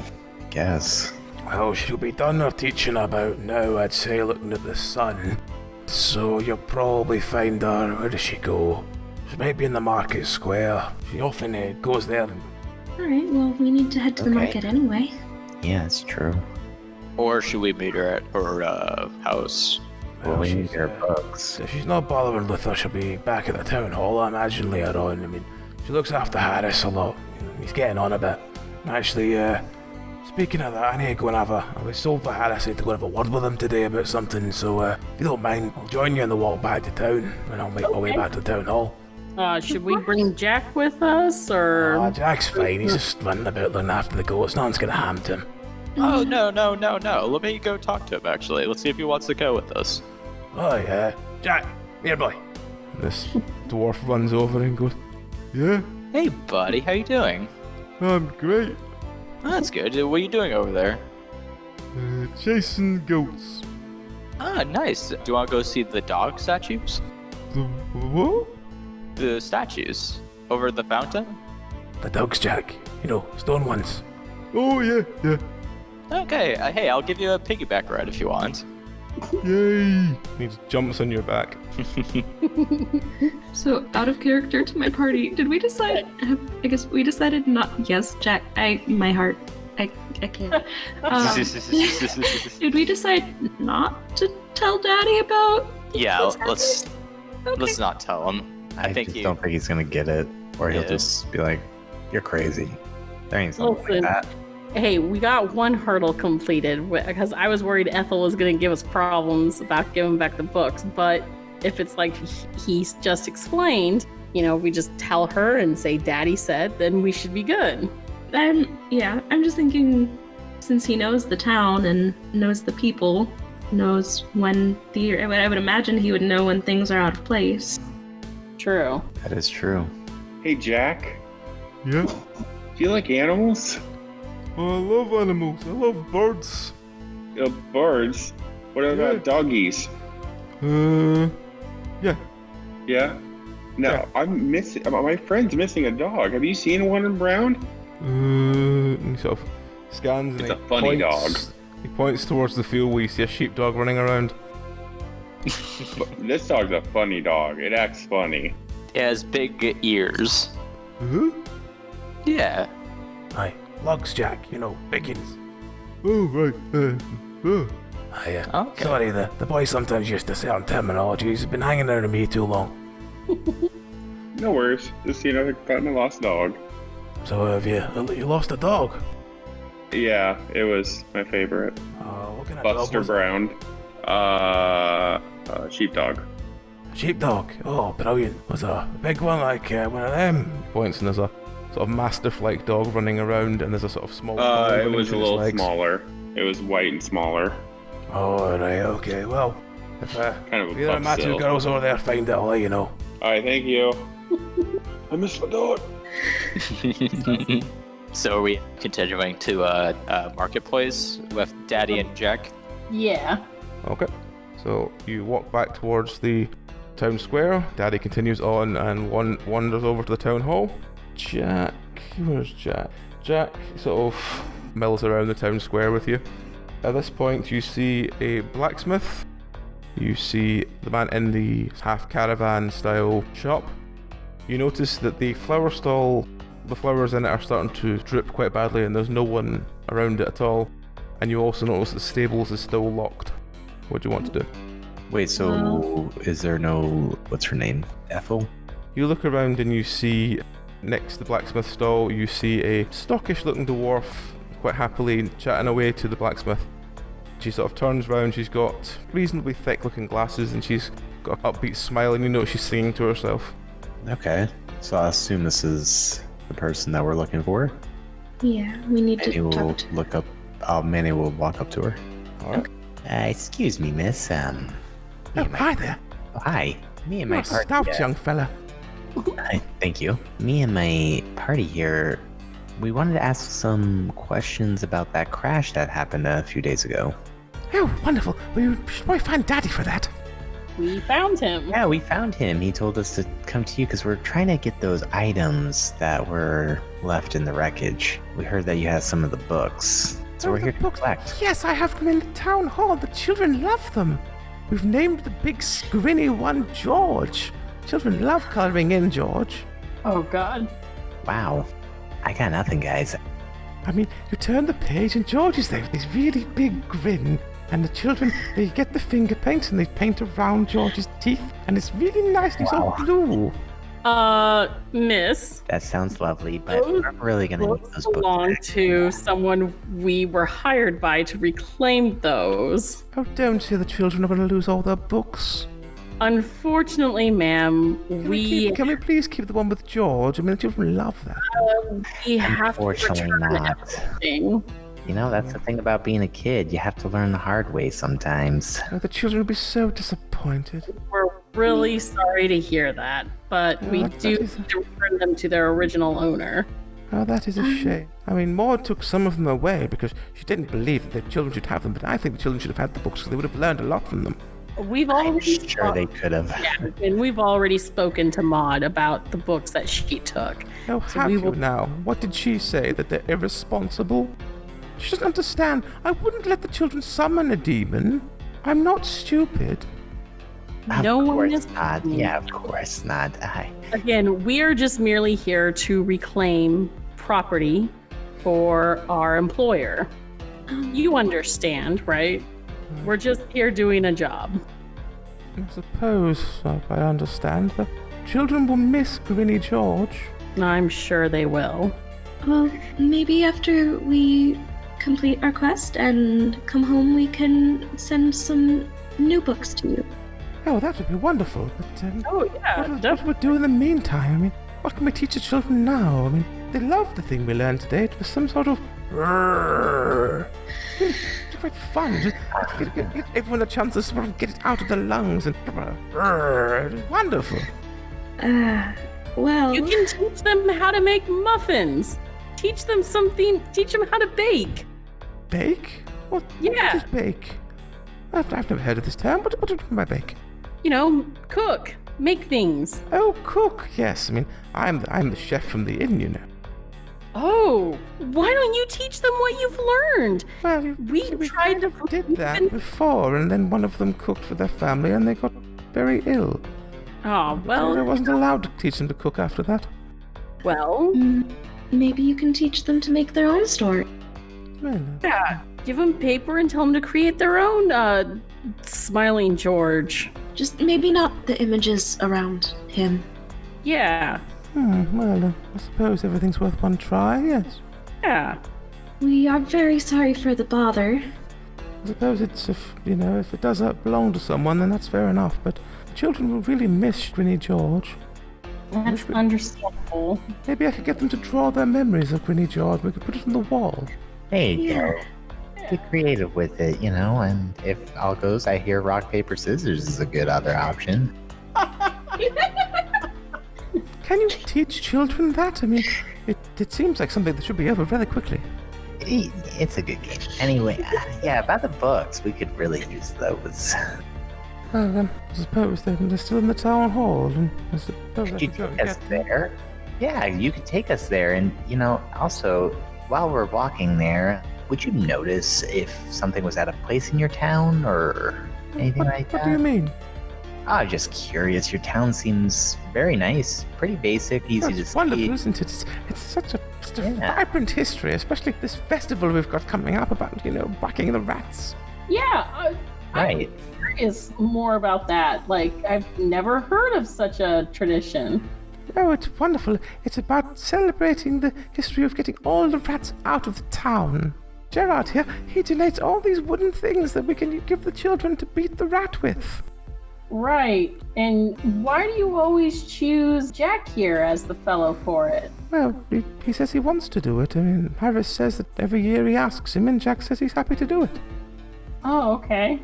Well, he has a helmet at least. Well, now he does, yes. Maud insisted Gerard made that big metal bit to hang up in the town hall.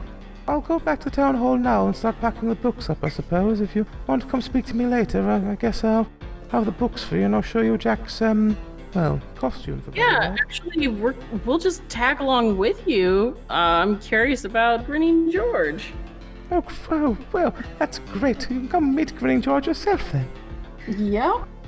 Yeah. So, do you want to just leave the market and go straight to town hall for the next one, or what do you want to do? I guess. I'm worried if we let her go on her own, she's not going to give us all the books. Right, that's what I'm thinking. That's true. Okay, Yeah, well, let's just do it. Diamond just walking very close to Velka, just kind of fidgeting nervously. Like, There, it's all right. Demons, of course. No, it's fine. It'll be okay, dear. We've got this. Alright, so you're just going straight to the town hall? Mm-hmm. Alright.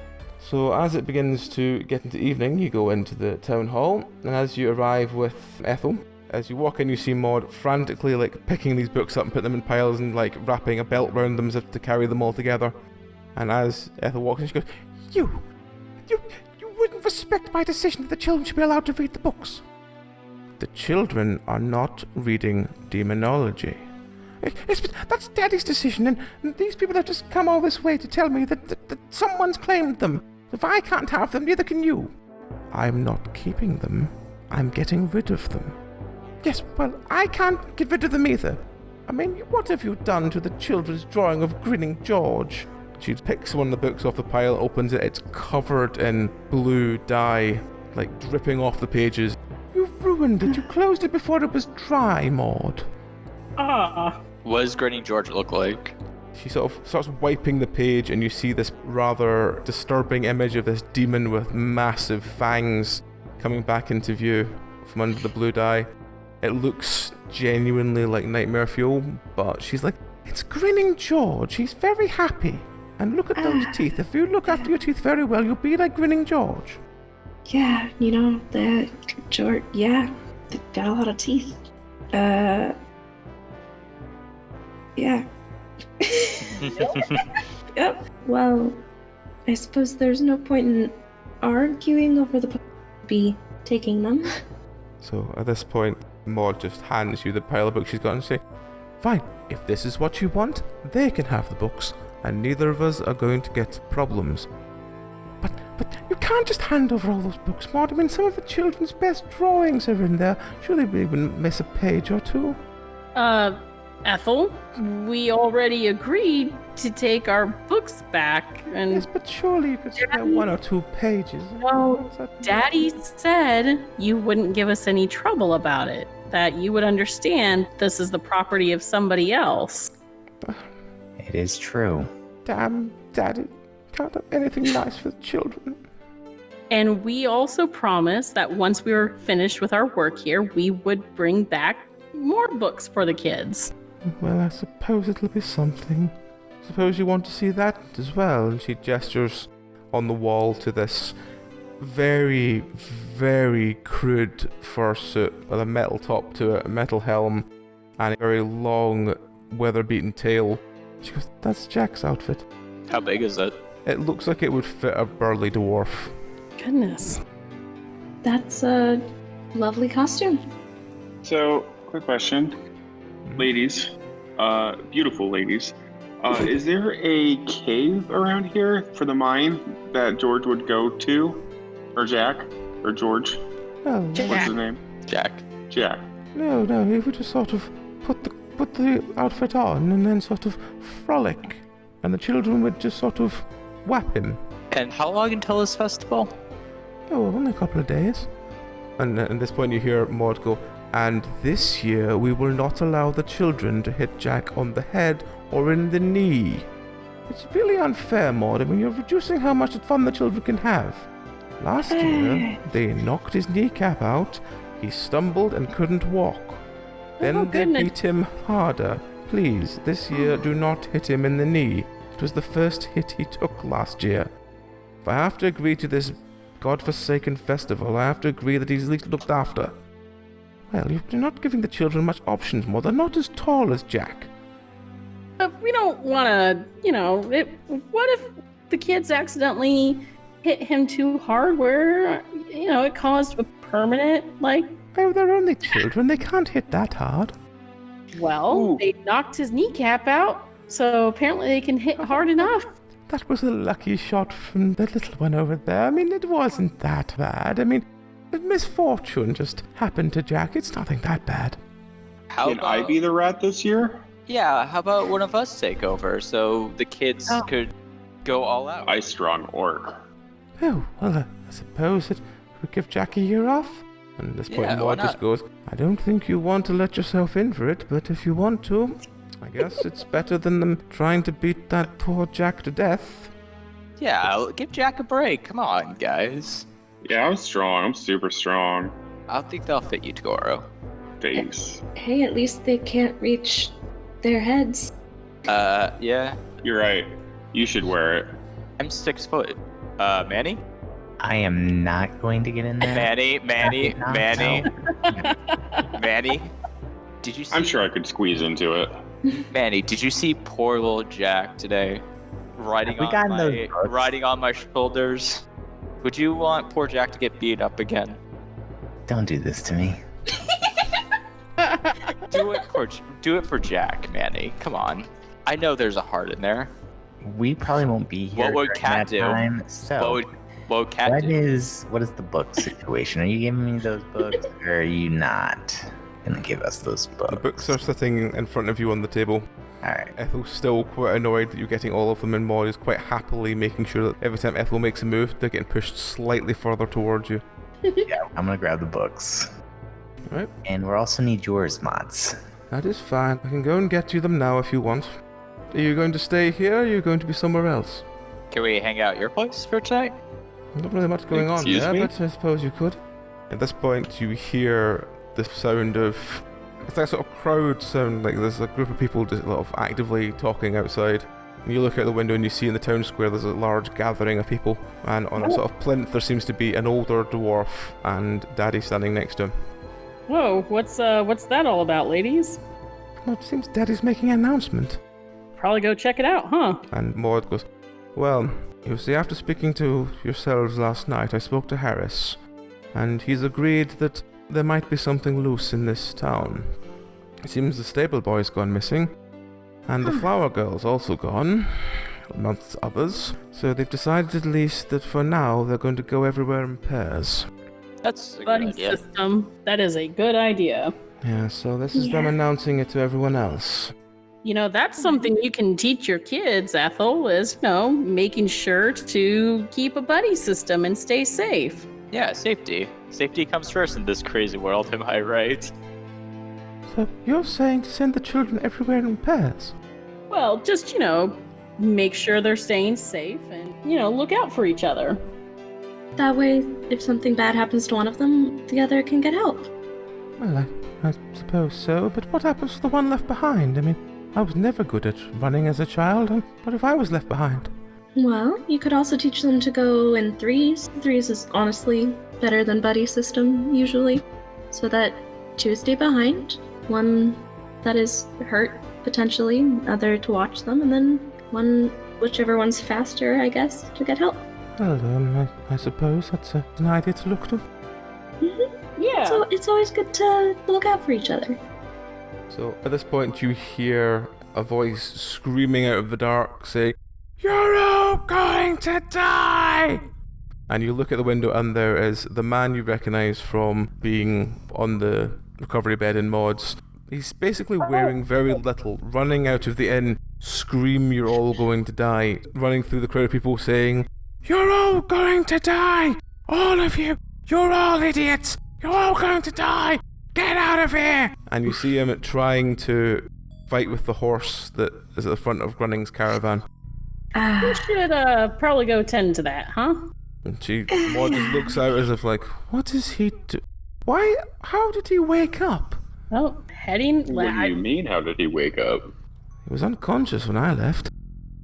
Oh, we should go. And Let's go get him. Into the night time, you can stay in the town hall. You can go to the inn, which has just got Beast standing outside it making winky eyes at Togoro. Or you can go to the town square, which has quite a large gathering of people. I vote we do that. Go see what's his nuts is carrying on about. All right. Yeah. Yeah, 10-4. So you go to the town square. At this point, you notice that the panicked man is desperately trying to pull the cart away from the front of Grunning's caravan. Everyone else is getting quite flustered what's going on. And as you make your way towards it, you notice an old dwarf walking past you and going, "Hello there. You're coming to join the proceeding. I'm afraid you've missed the meeting, but we'd welcome you to Luchgobar, and I'm sure we'll meet again soon. I'm just going to go to the town hall over there because it's getting quite late and I've got a nice brandy waiting for me in there." You want to say anything to him as Hold you up. past, or just let him? Who are you? I'm Harris. Who's Harris? I'm the town elder. Did he step down from where he was next to Daddy now? Yes, he's come off the stage. Daddy's still there trying to calm everyone down, but Harris has made his way back towards the town hall. So you still see on the plinth, Daddy's there trying to calm everyone down, answer questions quite calmly. Is the guy who's wounded, is he still trying to escape, or? Yep, he's currently fighting with basically the restraints for the horse onto the caravan in the market square. Could I try to get him? Yeah, try and get him. Okay. Alright, so are you just gonna run up to him and grab him, or what are you gonna do? I don't know if I should. I'm gonna try to restrain him and pretend that he's being under arrest almost. Alright, do a strength roll. Okay. Yep, you run up, you tackle him off the horse he's doing, you basically pin him down and do the equivalent of "You're nicked, sunshine." And everyone goes, everyone sort of looks at you and goes, "Oh, they've caught him. He must have, he must have just escaped somewhere. It's fine." Everyone begins to calm down. I look at everybody. I'm just like, yes, I'm here to capture him. He's had a little bit too much to drink. Everybody, it's all right. And I just whisper to him. I'm just like, play along. Jeez. Let's see, does he play along? Oh god, no, he's kicking and screaming, but damn he's it. like, everyone's gonna die, you need to get away. I just proceed to carry him away. Alright. Where are we taking him? I'm just kind of bringing him to the group. You guys can talk to the elder if you want to. So you can talk to the elder, you can talk to Daddy, you can talk to pretty much most people that are in the crowd, or you can talk to the two merchants, you can talk to anyone you want. Togoro, do you want to ask questions? Where are the books? Manny's got Manny had them. Manny's got them. Manny's got Got them, 'em all. and Maud is making her way into her hut, and you see her through the window packing the last of the books up. Oh, I don't trust this old dude. The elder. Yeah. What's your story? Oh, wonderful. I love telling my story. It first began about 90 winters ago in the small village of Dorohursk, I believe it was. Maybe. Cool. Okay, Maybe not that story, not the Togoro. whole story. Like, you're the one who's suspicious. You question him. I was educated in a long line of family teachers. My father before me was taught languages by a bird, you see, because it was some sort of Arakoan. Shit, no way. So, you're Harris, right? Oh, yes, I'm Harris, yes. Well, it's lovely to meet you, sir. What all exactly is happening? Oh, we're just explaining to everyone that if they want to go anywhere, they have to go in pairs, just for safety feature. I mean, a couple of kids have gone missing, but, it's a young boy and a young girl go missing. I mean, I was young once, and eloping from this small town to the big city might seem really appealing to those young people. So I think they've just eloped somewhere, but Daddy wants to, enforce this going in pairs thing, but it's fine. It's up to Daddy at the end of the day. He knows what he's talking about. But wait, you're the elder. Why does Daddy make decisions? Well, he doesn't really make decisions. He sort of convinces me of what he thinks is best. And, Daddy's got the people's ear, and I just wanted to go home. So if he wants to tell everyone to go home in pairs, then that's fine by me, but I'll be going alone. Are you sure about that? You sure that's how? Oh, it's just a thing. I mean, I can imagine these two young people have just eloped together. I mean, one's a young, strapping, stable lad, and the other's a, young, beautiful flower vendor, and you think that's a nice pair. I mean, they worked beside each other for years, and you can imagine romance would blossom like that. So, yes, I imagine they've just eloped together. Were they ever seen together outside of working next to each other? Oh, I don't really get into gossip if you don't mind. But, not as far as I'm aware. So you don't think that there's anything really wrong, even though Daddy seems to think otherwise? No, but Daddy is often overcautious, you see. I mean, there's been several times when the mind's shut. I mean, I remember saying, Daddy, it wasn't what we should do. We should keep them open, But he's like, no, McManus has been crushed by a rock. You need to have someone else look after his inn. And I was like, oh, it doesn't make that much of a problem, Daddy. Just stop making everything so difficult. Everything just done so simply. Then we can all go home and have a nice glass of brandy. Oh, I love brandy. I'm sure.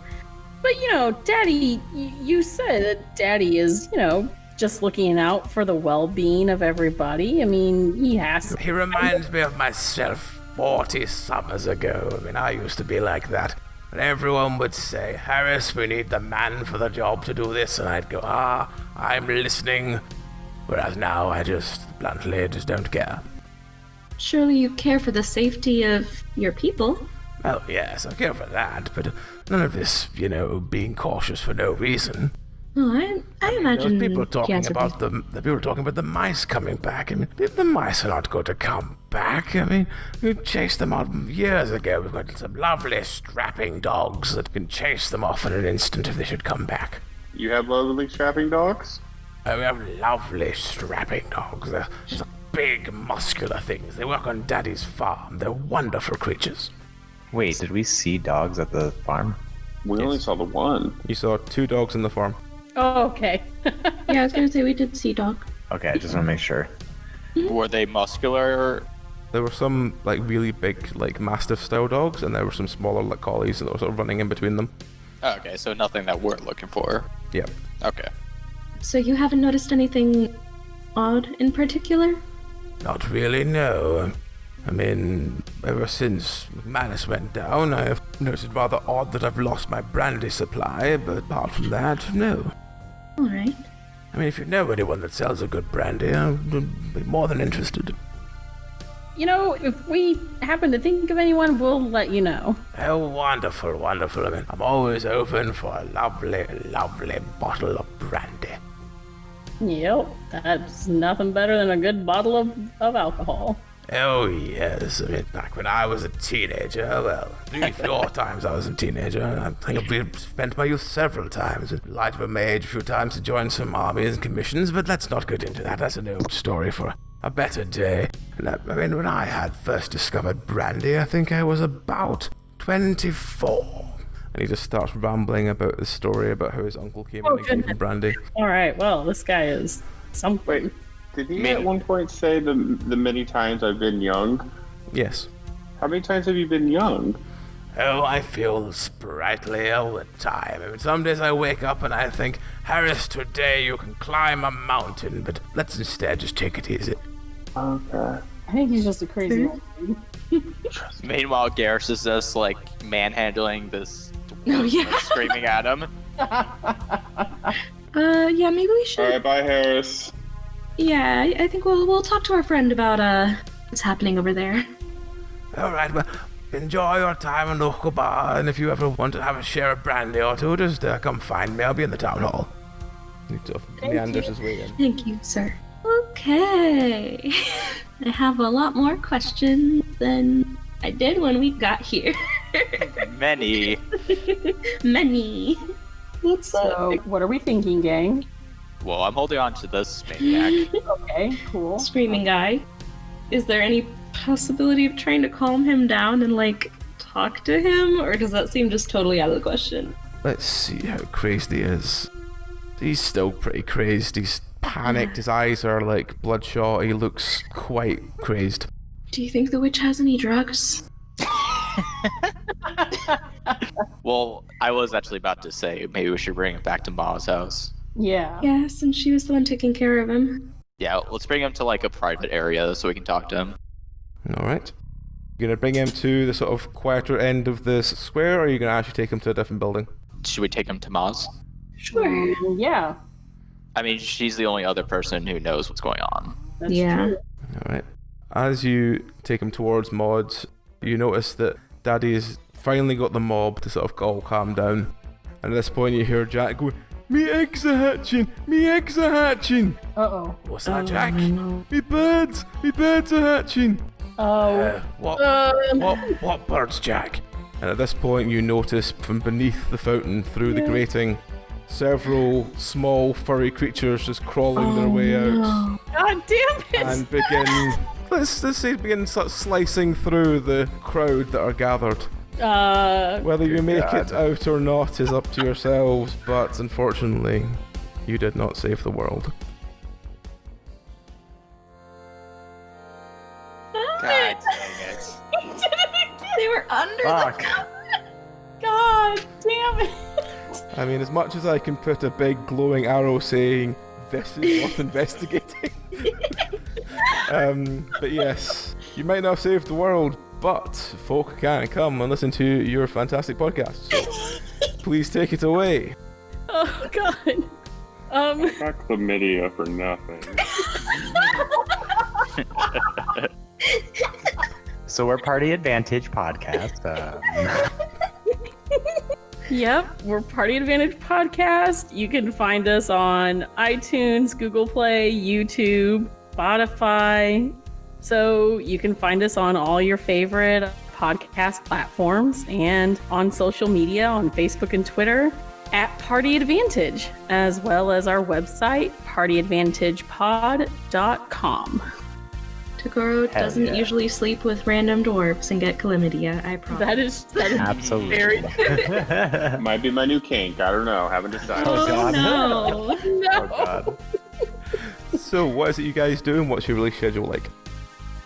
We do a 5e campaign set in a world that I wrote, in the world of Arius, and we release our episodes every other Wednesday. So yeah, you can always check us out there.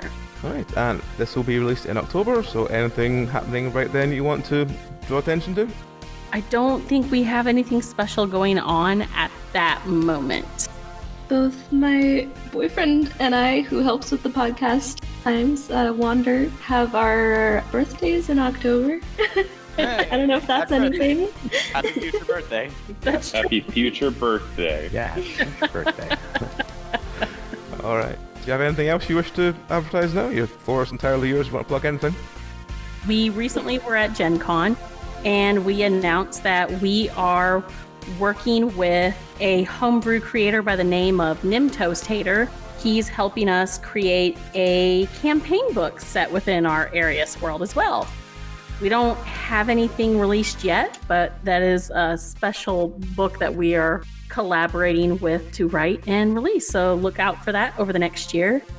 And yeah, and a thank you to Wander, who he helps us write the music for the show. Awesome. Well, always love having you guys on. Probably see you next year for this. But Yeah, absolutely. Awesome, definitely. Thank you so much for having us. as for this recording, we shall draw it to a close. So thank you to my guests for this evening, and good night. Good night. Bye.